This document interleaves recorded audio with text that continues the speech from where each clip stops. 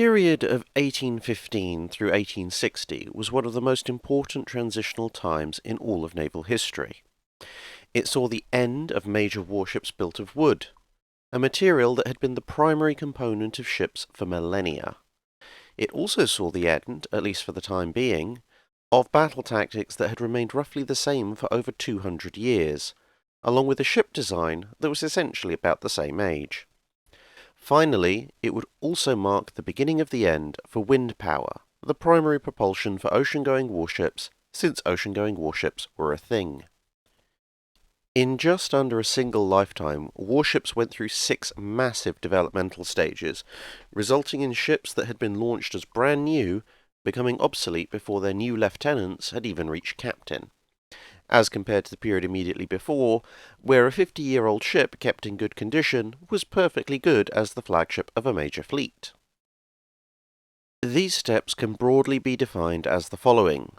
1. The traditional fleet. 2. Seppings improvements. 3. Early wooden steam warships. 4. Iron-hulled ships.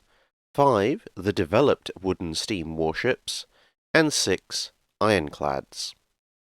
Furthermore, the development of warships in this period can be best analysed by looking at the Royal Navy, and that's not just because I'm British.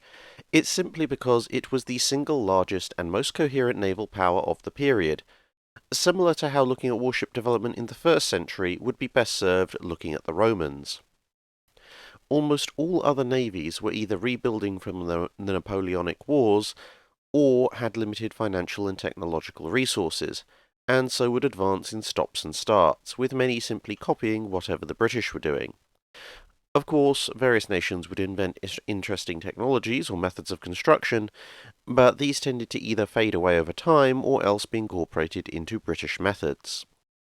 With that said, we must remember that for most of this period, Royal Navy officers and designers can broadly be said to have been in one of 3 camps, with the precise emphasis of development varying in pace according to which one had the most representatives in the highest offices.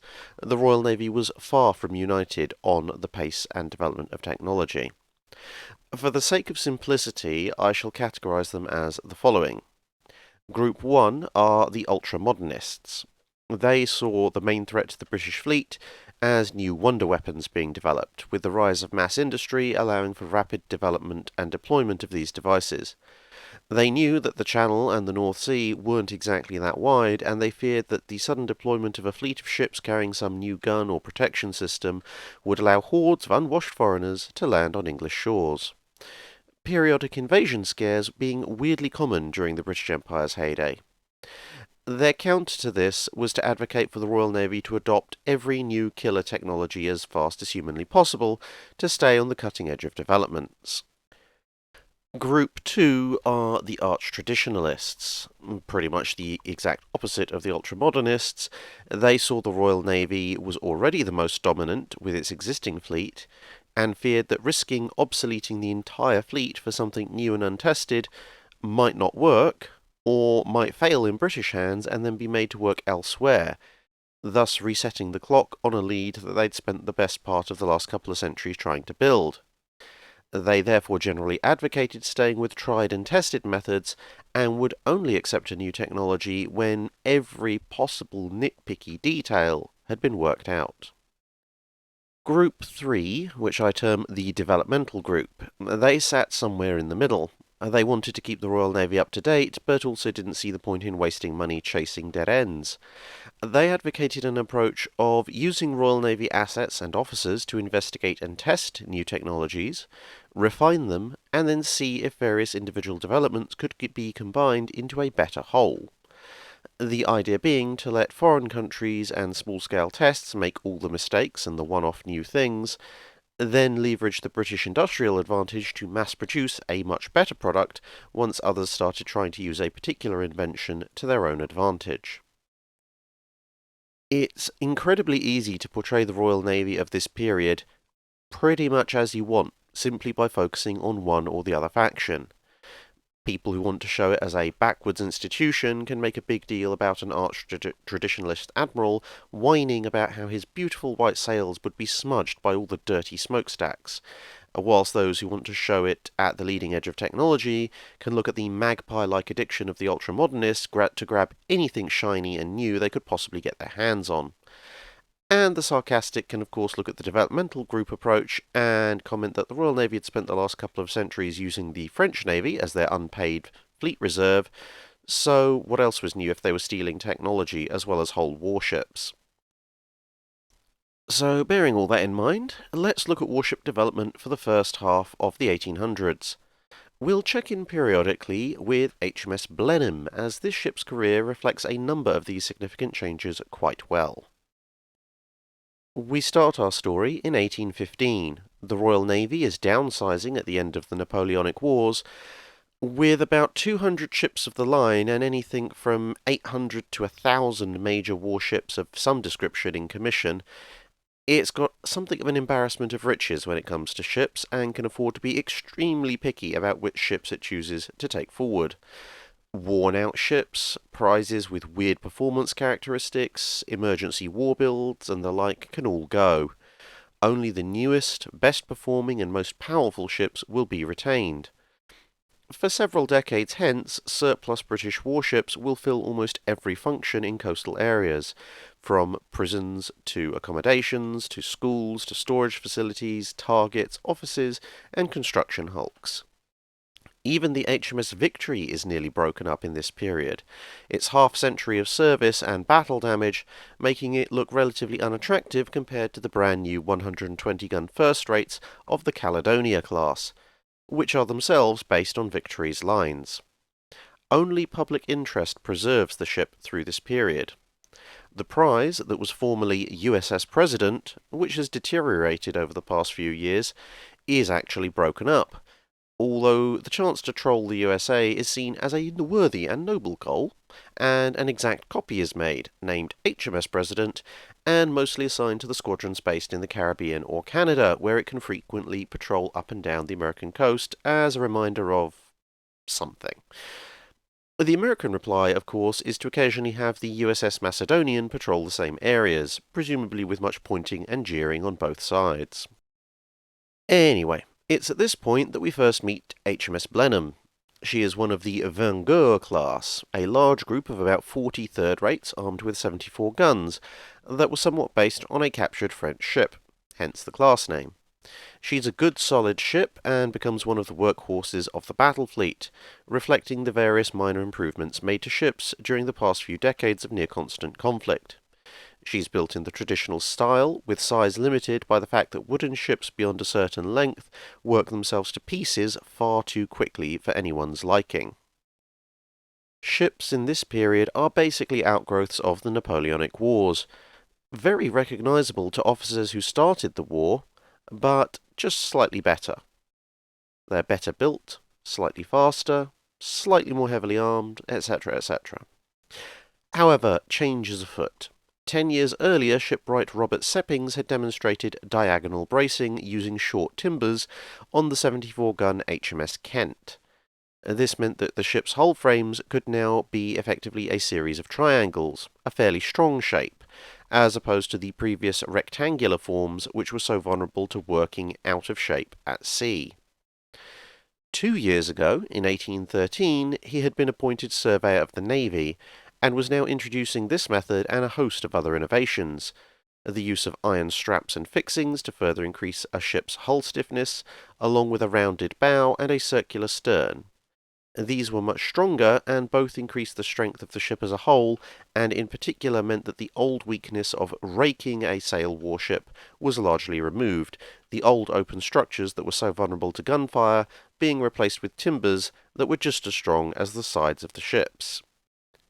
The overall effect, therefore, was to usher in the second era that we discussed at the beginning, as ships were now able to be built far stronger and needed far fewer single massive timbers, which had always been in short supply but by the end of the Napoleonic Wars had almost run out completely. This allowed ships to be built fully 25% larger than before and still be significantly more durable and seaworthy. On the very largest ships, a third deck of guns had always been needed to strengthen the hull, although it did make them slightly less stable and slower.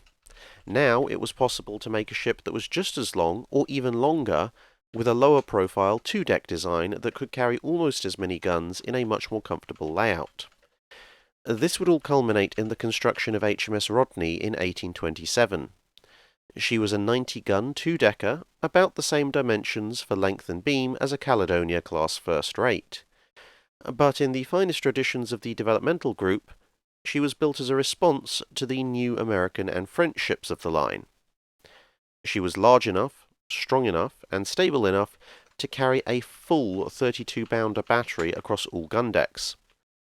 Unlike the foreign designs that maintained a full 32-pound gun fitting by using progressively shorter barrels the higher up in the ship that you went, the Rodney could carry full-length long guns on all gun ports, with the sole exception of a couple of 68-pound carronades for use as giant shotguns for when a captain looked over, saw an enemy crew at close range, and decided he didn't want to see them anymore. The advances can be seen in the fact that Caledonia herself, although of similar dimensions and a deck higher, could not carry a full 32-pound battery due to her hull being built in the traditional style and therefore nowhere near as strong. As a result of these changes, the HMS Blenheim had been downgraded out of the line of battle, her mixed battery of 74 guns no longer able to hold a candle to the new standard 90-gun ships like Rodney and the monster first rates that were about to come. As a result, after a couple of decades in reserve, after the end of the Napoleonic Wars, she would find herself back in commission and commanded by Captain Senhouse, who was incidentally a distant relative of mine, in the late 1830s, and would be sent out to one of the traditional stations for British warships in the Imperial period, when there were no longer any first-line unit postings available for them, the China Station, where she was somewhat unlikely to meet any modern opposition. The 1830s also saw a number of changes in control at the Admiralty. Changing politics saw Seppings depart in 1832, being replaced by William Simmons, who some of you may remember from a dry dock episode. He represented a combination of ideas from both extremes of the Royal Navy's factions, driving for ships that built on Seppings' improvements, but sought to improve speed and sailing qualities above all else, resulting in ships with V-shaped hulls underwater that proved to be very fast, but also very prone to violent rolling and had a decided lack of stability in poor weather. This shift away from military practicality reflected the old-school thinking winning out over the now fading lessons of war, but due to the factional nature of the Navy, the same year also saw the establishment of the gunnery school HMS Excellent, with a result that by the end of the decade you had a Navy sailing around with some of the most accurate and rapid gunnery crews afloat, but with new ships that were manifestly terrible gun platforms and whose crews envied the older vessels in the fleet. The end of the 1830s also saw the rapidly approaching obsolescence of a lot of the fleet that had come out of the Napoleonic Wars. The 1840s would see a period of chaos as ships went out of commission, the Navy did its best to stop further Simondite vessels from being built, and the first major input from the third phase of development, early steam, began to become apparent. Steam had been known and in use by the Royal Navy since the 1830s in the form of paddle-wheeled tugs, but they had resisted its use in warships for a number of reasons. Firstly, the ships were all still built of wood, and outside of carefully managed galley stoves, which were only run in times of safety, the idea of telling Navy officers to install a massive fire aboard their wooden, tar-coated, gunpowder-filled ships was understandably a hard sell.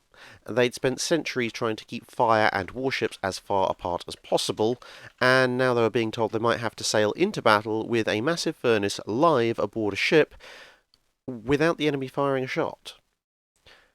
Secondly, early steam engines were incredibly inefficient and took up a huge amount of space, and space aboard a warship was already spoken for with guns, men, and supply.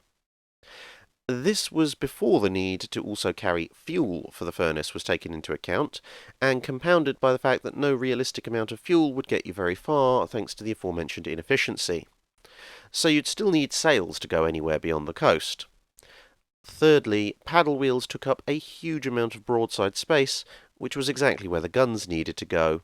They were hopelessly vulnerable to damage, and caused huge amounts of drag when the ships weren't using their engines. which would be most of the time. However, with various small improvements to engine technology over the next few years, the Admiralty was willing to try things out, and a number of paddle-wheeled frigates were ordered, alongside a newer technology, the screw propeller. To try and retain firepower, the paddle-wheeled frigates were given fewer, larger guns as compared to the more numerous broadsides of the screw ships. Here is where we meet the Blenheim again. Alongside the new frigates, the ship was recalled in the mid-1840s to be refitted as a block ship. This involved fitting it with a screw propeller and steam engine, and lengthening the ship to make room, becoming effectively a floating battery for home defence, with her armament reduced from 74 to 60 guns, in part to account for the weight of her new equipment. She would join the experimental squadron as part of this program of upgrades to assess her performance before and after refit. In the midst of all this, and to much rejoicing in the Navy, Simmons was forced out and replaced temporarily with John Eade, who'd been quietly working away at improving on Seppings' designs by replacing the wooden diagonals with iron beams, further improving the strength of ships. The upcoming proliferation of both screw and paddle frigates looked like it would provide a wealth of comparisons to further the development of one or the other technology. Thus, the third period under discussion meandered slowly into being, the early wooden steam warships. A collection, it must be said, of largely experimental small ships, both new build and conversions, although should not be thought that these were tiny ships. They were only small in relation to the enlarged designs coming into service. Many of them were carrying 18 to 30 guns, but were as long or longer than an old 74-gun ship like Blenheim, specifically because of the improvements to shipbuilding. During this chaotic period, as relations between the Admiralty and Simmons had hit a point of near-complete non-communication before his resignation, and before Eade's successor Lord John Hay was likewise disposed of after he tried to turn a bunch of brand new line warships into block ships, to be replaced with the excellent Isaac Watts, it must be said, the civilian side of naval administration had ganged up with the ultramodernists to force through the brief fourth period under discussion, namely the early iron ships. These were effectively ordered almost entirely because of the performance of the Honourable East India Company ship Nemesis, an ocean-going, iron-hulled paddle frigate of the East India Company, from an age where it was of course entirely possible for a mega-corporation to construct a full-on warship. Alongside more regular Royal Navy vessels, she had torn through the Chinese fleets in the First Opium War, her iron hull and watertight bulkheads allowing her to operate with near impunity against lighter guns and minimising the damage of heavier weapons, which would simply leave a neat hole, easily patched, as opposed to the ragged gouges and flying splinters that were associated with the penetration of wooden-hulled warships. It seemed like the perfect chance. Britain led the world in iron production, and this new form of ship seemed to offer a lot of benefits with no downsides. The Admiralty wanted to run some tests outside a Chinese war zone, but the aforementioned chaos allowed some of them to be ordered anyway. But it very quickly became apparent that for reasons that were not immediately understood, iron-hulled ships in British waters could not replicate the survivability of the Nemesis, with large holes and large shards of flying iron resulting from tests the Admiralty had hastily thrown together. This resulted in a sharp brake being applied and the various frigates being finished off as troop ships, well away from any combat roles. The reason was actually due to material physics. In the warmer waters of the seas off China, the iron behaved in a very ductile manner, bending before breaking. In the colder European waters, the iron behaved in a very brittle manner, shattering rather than bending on impact.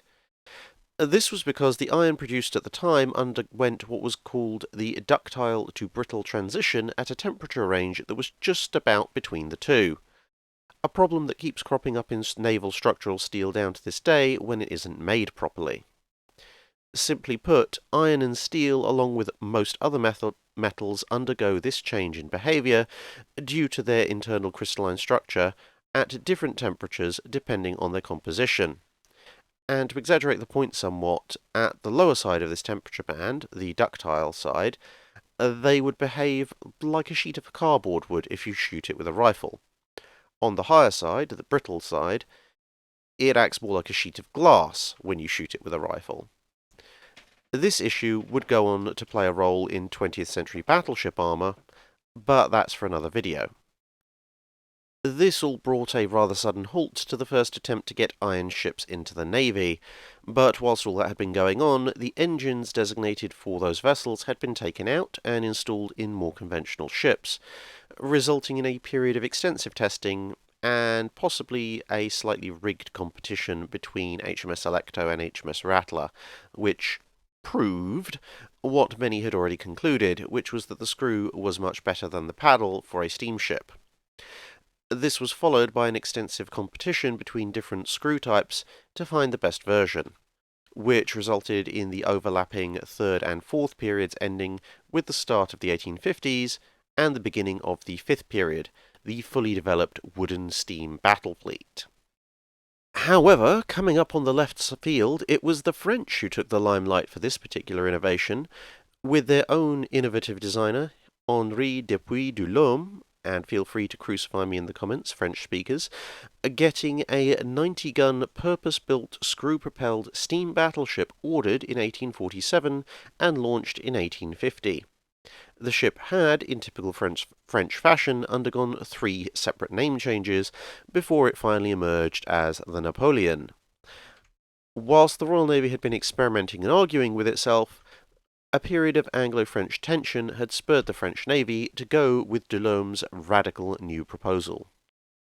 This, of course, started another invasion panic in the British press.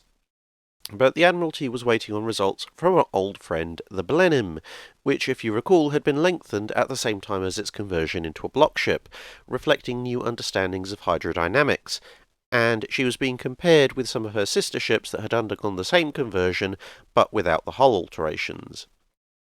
Luckily, she proved very successful, and alongside the tests of the various frigates, and in particular HMS Arrogant's success against pure sail ships, the Admiralty felt confident enough to order a series of new ships along similar lines to the Napoleon, starting in 1850, with 2 ships of approximately 90 guns, the James Watt and Agamemnon, as well as converting the Sans Pareil, then under construction, from an 80-gun sail ship to a 70-gun steamship, all equipped with screw propellers.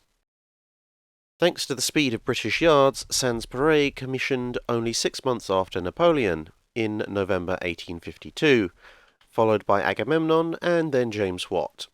Although the purpose-built ships proved a success, the Sans Pareil was less so, turning out to be a poor seaboat once converted, and it being said that the only remarkable thing about her engines, which had been reallocated from a block ship, was the frequency at which they broke down.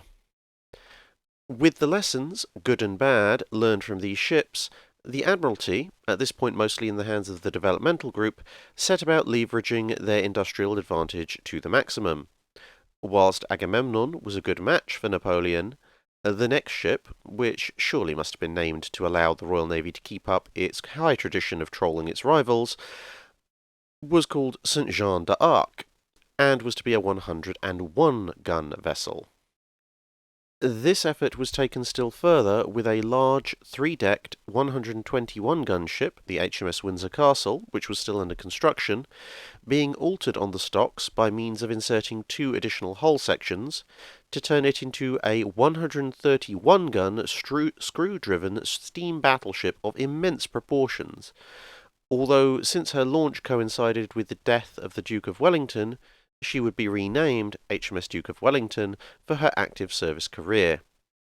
More 90-gun ships were ordered or converted, and the 120-gun ships Royal Albert, Marlborough, Prince of Wales, and Royal Sovereign all received similar upgrades to the Windsor Castle, each with more refined and powerful machinery and hull alterations based on the experience of the one before. These large ships would mostly have very long careers even after the next set of developments saw them rapidly relegated to second-rank roles, followed by obsolescence. The Duke of Wellington would eventually become a barrack ship and reach within a couple of years of the launch of HMS Dreadnought before being broken up. Marlborough would join the torpedo school HMS Vernon and wouldn't be broken up until after the Washington Naval Treaty. Prince of Wales would eventually become HMS Britannia and take on a role as a cadet training ship, going to the breakers in the middle of World War I, and Royal Sovereign would later undergo a second change, being cut down a few decks to become the Royal Navy's first and only wooden-hulled turret ship, lasting in this guise until 1885.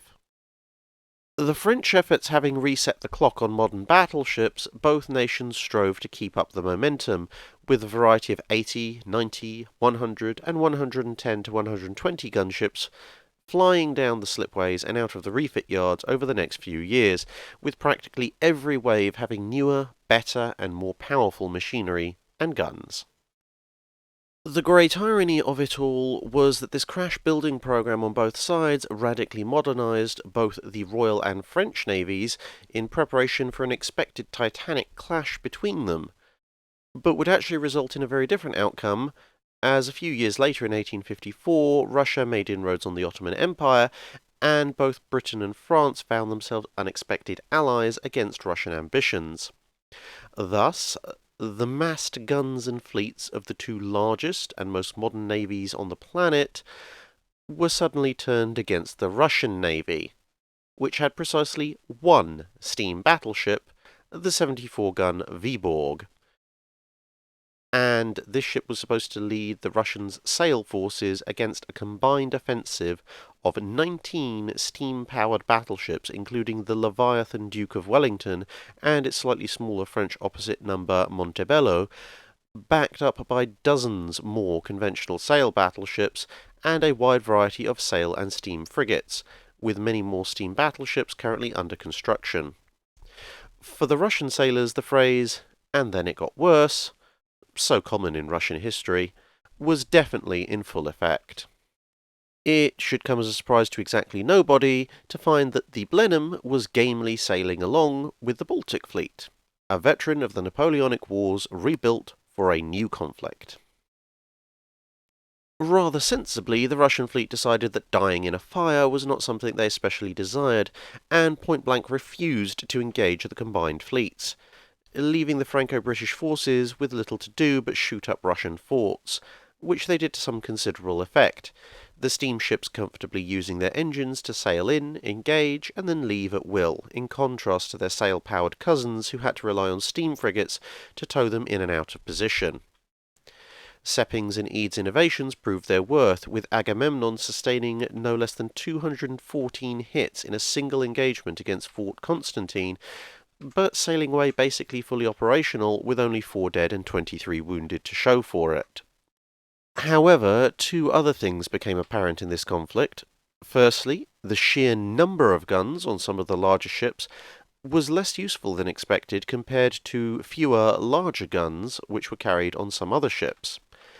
And secondly, the presence of armoured floating batteries showed these were even more capable of absorbing fire than even the most durable wooden vessel. The immediate post-war period from 1856 saw few ships completed other than those already under construction, and a few huge steam-powered frigates of the Mersey class, which tested even Seppings' stronger hull form. The lessons of the Crimean War were being absorbed, whilst the remaining suitable sail ships of the line were being considered for steam conversion. Towards the end of the decade, construction picked up again as someone noticed the war had let the French catch up, and both sides were standing at about 30 steam battleships. At this point, Blenheim, as a steam block ship, was back down to being a second-rank ship, and was assigned as a guard ship in the Channel, the crew quite happily enjoying the prize money from a number of captures made during the campaign. But as with the launch of Napoleon, it would be the French who kicked off the final stage, the Ironclad warship era. Realising that the British would soon convert or build a whole slew of new steam battleships and leave them at a disadvantage yet again, the French tried to one-up things once more by launching the Gloire in 1859. This was, unsurprisingly, de l'Homme again, the ship being a wooden hull with iron armour plates bolted onto it, armed with fewer, larger guns, taking the lessons of the Crimean War to heart as much as French industry was capable of doing. But it was in so doing that they overreached, since whilst French industry could come within a shouting distance of the Royal Navy for wooden ships, and indeed the persistent ability of the French to build more ships all the time had been a major issue in the Napoleonic Wars, when it came to industrial iron production, the British were significantly ahead, and this is where the developmental group saw its biggest triumph. They had carefully tested and retested guns, armour, engines, and other factors, and when called upon to produce a response, they came up with HMS Warrior, an iron-hulled, iron-framed, and ironclad warship whose only wooden structural elements came in the form of some backing for the armour plate and, of course, the deck. Although her overall form was based on the Mersey class of frigates, she was faster, more heavily armed, more heavily armoured, and far more durable and seaworthy compared to the Gloire. This started off the final era, the ironclad warships. Multiple existing warships and ships on the stocks would be adapted to ironclads built in a similar manner to Gloire, with iron plate bolted onto their wooden hulls. Meanwhile, new full ironclads of varying sizes and styles would come along, with the principles needed for wooden ships falling rapidly by the wayside. A distant look at the Mersey or the Warrior would be hard-pressed to tell the difference between the two. But a few years later, HMS Minotaur and its French counterparts were visually distinct from their wooden predecessors by quite a significant amount. Technology would continue to advance rapidly, with the race now being between guns and armour, which would see even the Warrior obsolete within 10 years as a frontline ship, although other navies would continue to commission steam-driven wooden warships for some years, with the Austro-Hungarian SMS Kaiser showing that, whilst vulnerable, they could still hold their own against ironclads when the ironclads weren't operating at peak efficiency. Which goes back to the eternal factor of crew training being near enough the most important factor in any naval conflict. There was also a bit of fun trying to find an appropriate anti-fouling measure, since wooden ships had avoided this for decades by using copper sheathing.